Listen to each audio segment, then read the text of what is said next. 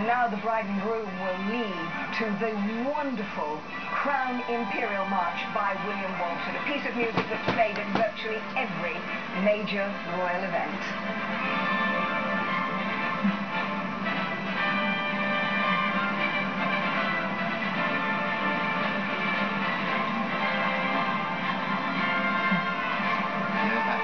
That's right, Sarah Burton for Alexander McQueen, Pippa, her sister, who's holding up her train there, also in Sarah Burton by Alexander McQueen.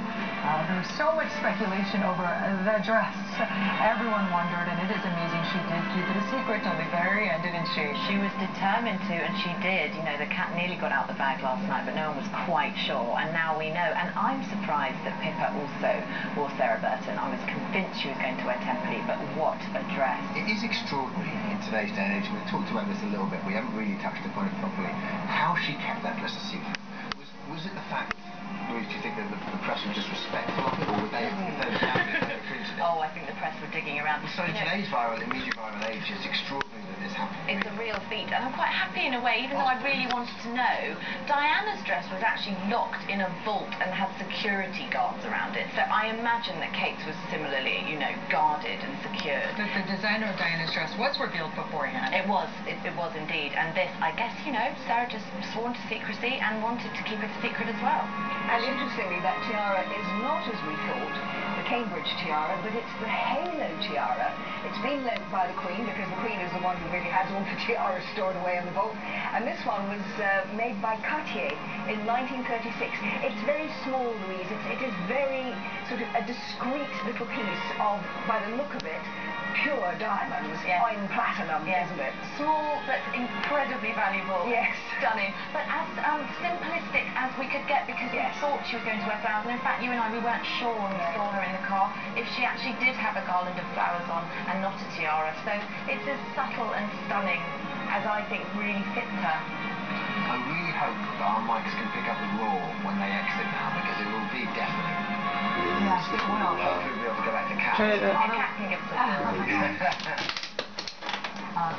But when she did enter the Abbey, I have to say a hush went over the Abbey as she entered, and people were just so thrilled to see her for the first time. Absolutely magnificent. She's done it. She looks stunning. I saw there on the wide shot as well, they're going with the inside-outside thing. Those are four, I believe, maple trees with them up to Canada and the Commonwealth. They're going to be in the Abbey for a week. Is that right? Yeah. 20 feet high, growing trees in tubs that were actually made at Highgrove by the craftsmen there. And Highgrove is the country home of the Prince of Wales. In fact, all the flowers are going to be left so that the public can go in and see the glorious and wonderful. You can see her bouquet, in fact, quite clearly there. We predicted there would be some myrtle in there. Sprigs of myrtle are traditionally put into royal bouquets because they do symbolise everlasting love and fidelity, which is lovely. And Lily of the Valley, which is one of Kate's favourite flowers, she loves that. And men were wearing in their buttonholes. It was indeed. And Grace Kelly, whose dress I just think that really emulates, also has that in her bouquet. Sweet William, which are my favourite flowers, and hyacinths, all wrapped together in a wide bouquet, done by a florist called Shane Connolly. It seems a shame not to throw that bouquet, doesn't it? I know, I want to catch it. Exactly in the hand of you. She wants it for the photographs, of course, because that's the next big thing. When they get back to Buckingham Palace, they would spend at least half an hour taking the official photographs. Correct me if I'm wrong, Angela, but myrtle comes from the tradition of Queen Victoria, is that? Yes, it does. She was the first one to have it in her bouquet. And there they are, the representatives of the Army, the Navy, and the Air Force, and the Royal Marines, in fact, standing guard at the entrance to the west door. And they are the first people outside of the Abbey. And us, of course, the 2 billion of us that are watching on television, but the first members of the public out in the open who will get an opportunity to see the bride and listen to the roar. And the sunlight, which somehow the sun has picked through the clouds. I mean, what a lucky gal, I'll tell you, because, I mean, truly, all of us were talking about it, CJ, is that Friday was the one that, I will say, London has been having beautiful weather lately, but, you know, today, rain was pretty much inevitable. Everyone was saying rain was in the forecast. And not only is it not raining, but the sun, just about 20 minutes ago, peeked through the clouds and out for Kate as she makes her outside, really looking so regal, so poised. I mean, she truly has evolved into a princess right before her eyes. She looks like she was born to play this music. Absolutely. She's so at ease with that whole thing.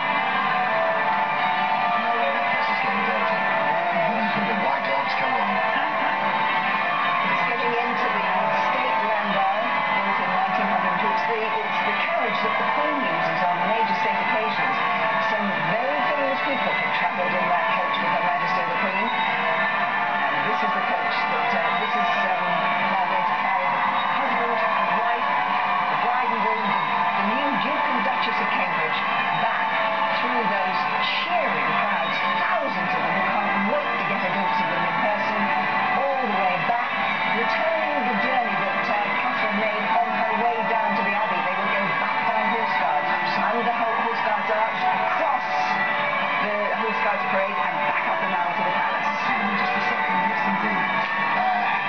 That's exciting. She's just got great points. William and Catherine will travel along Arkansas. The procession will move to Buckingham Palace in 1902 State Land carriages. Will be followed by the other carriages. The other carriages being the Ascot carriages, the ones that the Queen always uses when she goes from her home at Windsor and she goes to the races at Ascot. And that's what they will follow her now. What knocked out for me in the church was that obviously it's a royal wedding, a huge pomp and ceremony about it, but in many ways it looked like a modern wedding. They were smiling at each other and laughing at each other. You know, when I go to my friend's wedding, it's exactly the same thing happens there. William was almost laughing through the vows, which, you know, Harry almost had a snigger at the beginning, and you feel so much more part of it, don't you? You could just live with it. He said it was beautiful when she got to the pub and saw him, and I just think, you know, it did feel intimate and it did feel private, even though in many ways it wasn't, of course, but I think they had a moment. it was the least formal wedding, I think, wasn't it? But, you know, he even said so much with his eyes and never spoke a single word to her at certain points, but he would look at her and she would look at him, and in his eyes you could tell he was kind of looking at her with a little smile, like, it's okay, let's enjoy this is fun, I'm here to protect you. He's always been incredibly protective of her, as in the Angela, very protective of Kate. I think their body language throughout the ceremony was fascinating, and interestingly, if you wonder why the cameras kept going away from them, it's because there is an understanding that on occasions like this, Her Majesty the Queen, they're talking to Camilla, the Duchess of Cornwall, but there's an understanding with the broadcasters that in those moments when royal couples talk to each other, you cut away from them because a number of people do employ lip readers to try and work out exactly what they're saying, and that's a way of protecting their privacy. But the body language when we did see them together was so loving and so comfortable. They're so easy with each other. You know, it's so funny as we're watching this, it is such a sight, isn't it? It is. Well, actually, that's what I want to bring up, Louise. I just heard Louise under the breath go, gosh, like a sweet little girl, because you know, growing up here, and it's every girl's It's a dream. fairy tale. I mean, I'm just encaptured with it. It's so incredible. I've got goosepimples. It's not often that you see a sight like that, and that is going on just a few meters away. And in a second, you know, I bet we're going to hear a huge roar from the crowd behind us because they are making their way towards us. It was just a shot there of Karen Middleton, and I just really felt for her for a second, because obviously she's having a fantastic day and a wonderful experience, but it must be so surreal for her, because post-wedding she sat there and she's talking to the Duchess of Cornwall and while in their carriages. She must have been thinking, I never thought this would happen to me. No, because she's followed him her whole life. You know, she's like, absolutely announced that her little girl married into this is just incredible. I mean, she really does have the perfect daughter. You know, the girl the daughter that everyone dreams of, every parent dreams of. There's a horse going crazy down there. Kate has managed to live her life. That's truly, like we mentioned before, like she was made for this. You know, she has never really slipped up, has she? No, she hasn't. And that's why I think, out of all the girls that William has had as girlfriends, I mean, when you think about it, there were 6 of his former girlfriends, many of them with their husbands now, in the Abbey for this ceremony. And on each occasion, he may have loved them at the time when he was going out with them, but for whatever reason, he decided that they were not the women that would, if you like, size up to being the Queen. When he met Catherine, he decided that this was a girl, yes, that he loved, yes, he wants to spend the rest of his life with her, and yes, I think this girl can take on the job and do it really well. Angela, in terms of looking at Karen Middleton earlier on, how well do the in-laws know each other? Last week, the Queen held an intimate lunch, didn't she, for the Middletons meeting? Yes, the Queen, of course, is William's grandmother. It's Prince Charles who's his father, so they're the immediate in-laws. The Queen and Prince Philip are the grandparents-in-law, if you like. But yes, it was the first time that the Middletons had met the Queen. They've met Charles and Camilla on a couple of occasions beforehand at private dinners at Clarence House. But clearly, you know, they need to get to know their in-laws. But I don't know whether or not they need to know them that well. How many married couples do you know where the in-laws actually very rarely see each other? It's important that Catherine gets on with the Queen, and the Queen, as we understand it, absolutely adores her. And that's the most important thing.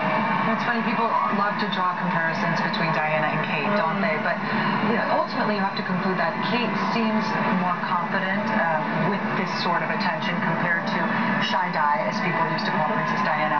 But it is also important to point out today on her wedding day, Kate is almost 30 years old. She's a grown woman. Exactly. And of course she's more at ease and confident than Diana. Diana was a mere 20 years old, just out of her teenage years.